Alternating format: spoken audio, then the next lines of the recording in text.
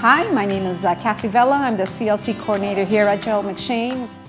What I do is work with community partners, and we bring them in and we build great projects. And one of the projects that I was interested in this year was the Nutri-tower.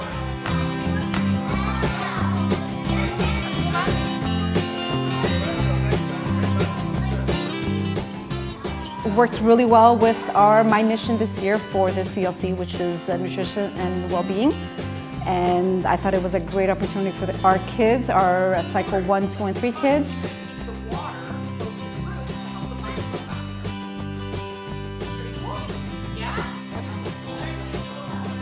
To actually have hands-on experience on what it is to grow these plants and eventually grow them and make their own salads at lunchtime. I wanted to get the Nutri-tower in my classroom because I thought it was a really good project for the kids.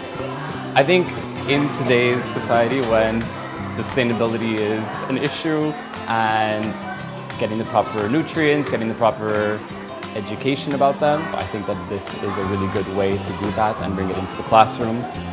The best way to remember and learn about things is to get hands-on. So being able to integrate that into the scheme of work is an amazing thing.